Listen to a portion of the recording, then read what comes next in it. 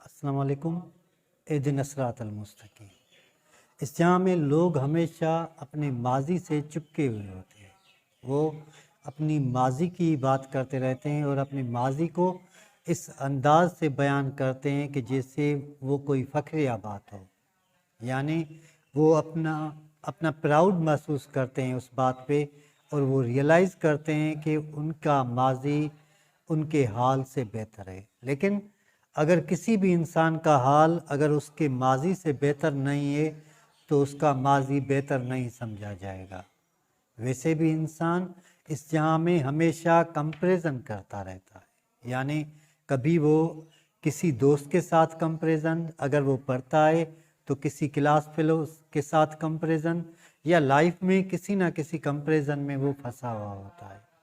اس لیے اکثر طور پہ کہا جاتا ہے کہ انسان کا اصل مقابلہ تو اس کی اپنی شخصیت کے ساتھ ہوتا ہے، انسان کی اصل کمپٹیشن تو اس کی خود کے ساتھ ہوتی ہے، لیکن یہ بات کم ہی لوگ سمجھتے ہیں۔ اگر آپ ماضی کی بات کو بار بار دہرائیں گے اور سمجھتے ہیں کہ آپ ماضی میں ایک قابل انسان تھے اور حال میں آپ کی وہ پوزیشن نہیں ہے، تو پھر سمجھ لیجئے کہ آپ نے کوئی بھی ترقی نہیں کی۔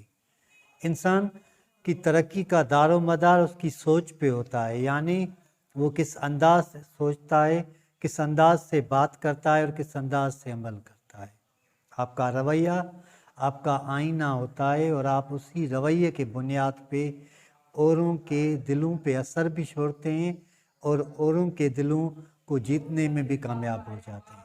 لیکن یہ بات لازم ہے آپ کے لیے کہ جو سمجھنے کے لیے کہ آپ ہمیشہ زندگی میں جو ماضی میں آپ نے بات کی تھی یا عمل کیا ہوا تھا، وہ اگر حال میں بھی موجود ہے تو بہتر ہے، ورنہ ماضی تو ایسے گزر جاتا ہے جیسے سمندر میں کوئی لہر اٹھتی ہے اور کنارے تک پہنچتے ہوئے ختم ہو جاتی ہے۔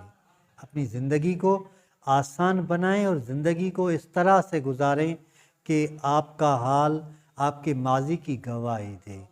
آپ اگر کانفیڈنٹ ہیں تو لازمی طور پہ آپ کو یہ سمجھنا چاہیے کہ آپ ہر بات کو بہترین انداز سے سمجھتے ہیں۔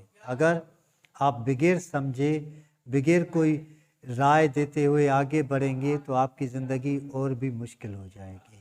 زندگی کو آسان بنانے کی کوشش کریں تاکہ آپ کی زندگی میں بھی خوشی واپس آ سکے۔ اللہ ہم سب کو سیدھا راستہ دکھائے اور سیدھے راستے پہ چلنے کی توفیق عطا فرمائے۔